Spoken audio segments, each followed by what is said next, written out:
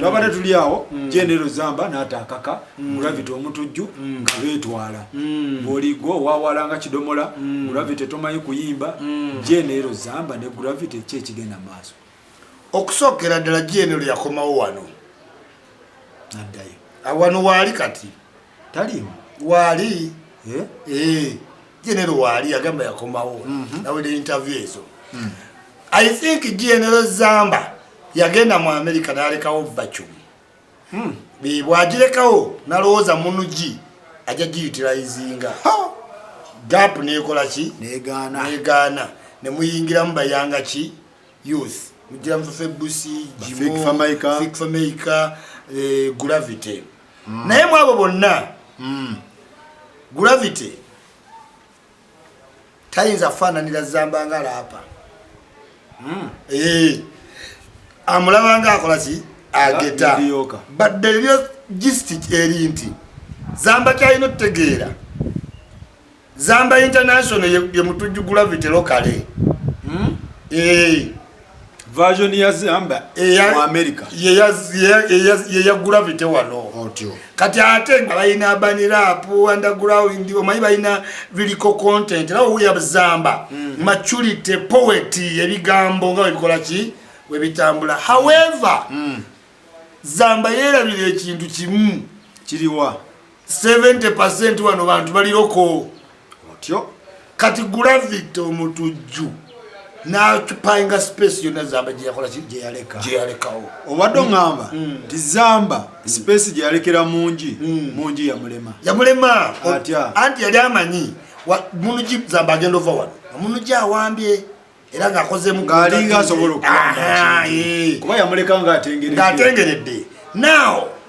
Zamba agenda ava cyumba gikoze ki bagigasewo munugi takyalimu talina maanyi ate omusajja mu bali bonna gwatakkiririzaamu kuba oba omanyi hip hop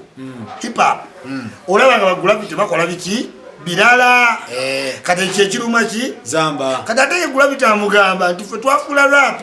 okubeera danceable wano wenjagala mpuliikingiremu ku General Zamba otyo bogenda mu Jamaica today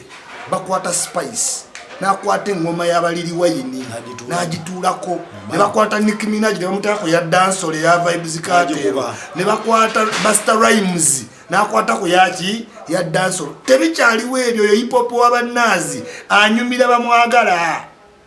yuge ye Gravity kyamugamba kati ye Gravity kyamugamba nze akuba abantu kyebakola ki ensabo tebaagala rap awano navyo bakubye rap paka we yaddula n'agende diriko je yawangulanga award wano yaddawa okiwulira oyo underground rap n'abakyali bange bakwesto bani ba ibula baluku abawala tebamusoba muzinirako abawala kyotwala mu ndongo nyimba z'aba Jostebe bamukwane towa Fik Famaika we yaleta rap omwangu abakazi bakola ki bambuka kati Gravity ate n'aleeta ono w'omukazi w'oku muzigo banzaalamu bangobye wa boda wafende biki mbuzi zaakutudde jjukira mu Uganda abantu baagala nnyo ennyimba eziringa ez'obusengu naye ng'ebigambo biri covered inside okitegedde kati awo Zamba agenza okudda ng'omusajja yakakuba cricket overs satu Zamba yakolako wali ku katikati nene wemba Gravity koba ovudde America koba ovudde n'awadi ki koba ng'okoze lebo ki era tuli eno YouTube biki amaaso g'Omuganda gali mu ki bakwagala mu cricket oval Zamba tasobola kuba cricket oval tetukimanyi ye alina kikola ki ngeri gye yakadda akituwe alina kitula kwaye Gravity kati akiriko gwakumeka kati gotenza gamba bana Uganda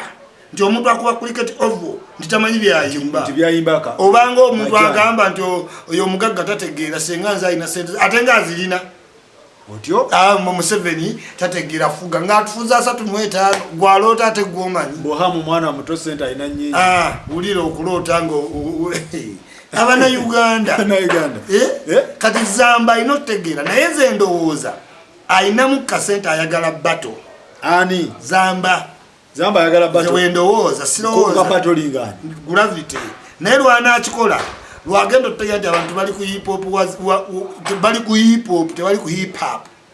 kuba Gravity hip hop oli hip hop sigwe baliko Gravity kikyasinga Zamba ennyo because tetuyinza kujjawo fact nti Zamba talina kyasinga Gravity. Zamba asinga Gravity ki lyrical content ekitegeera ali machuwa okuba rap track owulira oluyimba lwa Zamba dia hip hop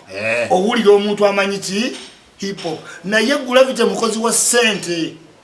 yimba kikwata ku muntu ki batujoze nnyo babeereyo ne batuweereza kipuseno batujo omukubi wa buloko w'omukirombo omuvubi Zamba agamba ebintu ebyo byonna byayimba majani wamazina amabyo owenzinambi azinira mbabe abiyimbidde California ate Zamba yava General Gundi yavako n'agenda Boston Gravity era pasoso webye ebintu Boston London namulaba katoiza gamba takulosinga border akulosinze sebo namulabe Gravity afunya azina abera ne kusona agabenga tozi Air Force okitegeera yategeera nti eno business nali manyi hip hop Zamba wakivaamu Rocky Giant kuba Rocky Giant yali kali toyiwa mata monyumba tuli ku program zili sponsored ogendo oteka mubaguba dalyanyo ulira oyo iko pya liwabwerere ulira ibo byali byabwerere Rocky Giant leka nkubulire isima leka zala wa musaza wa Rocky abamu kuba ekikona ba hot 100 Rocky we yakuba paka last Rocky yali wa manyi namulaba ngabya ne kajjamalo wali ku debate mumanya ingata avanna kivone kifuba Rocky agamba bantu mwe ngate mujogerako nga sibategeera mu kintu kya hip hop nzijajja omanyi wano wazze ebintu by'okwetuma tume binyenye ekisirusiru nzijajja ze gundi kitegere ba Jayzo abogera tebogera ku DMX tiyalina Jayzo wagambye akola interview ne Kanye West tebogera ku DMX gochimanti DMX yaliko mu record label eya Jayzo ngayimwe kubayimbi abasingo sasulwa bamwogerako mu hip hop how did you defend your legacy matters yes kati tu bogera ku Rocky Giant batia ajemba abawunyo obulungi averi naye gaya nti jajje wachi mbo hip hop mumazemu ebitibwa amanyi nosanga omuntu ali eyo yakola obuyimba bwakoma mu galaji bwa mu legend balowooza legend kitegeeza kumalawo bbanga nedda legend si kumalawo ki bbanga senga byakumalawo bbanga basebadduka senga ye balegend si kumalawo olinga ngamba nti Rocky ensonga za hip hop tezimukwatako tumujjemu waliwo tetuyita trying on a career nekola ki negaana gwe biveemu okitegeera even today chogamba Shanks Vidi taina tafali ku Uganda music industry watu ogera kuba Uganda music industry omuwulira nnyo chichi ya balinga kali ya bubi yagweta legaseyo yes kati mumaje bwaba ogera kuba jino kayula tebamwogerako he went in disgrace yes but choga taina contribution we how did you leave the stage kati Rocky tumutadde tomuteka mwago munyo mata kakati ekirala gundi ono Navio na hip hop yes ali atya abani be nkugambye oyimba musiriki no oyimba wano brand na kujita no kuba kasuti nemwebuza ko mu luzungu toliyimbira muntu kikwayi mukono nkokonje lulugaze eyo toliyimba Zamba tasobola kubayimba nkutidde eyo nabamanyi Gravity basoma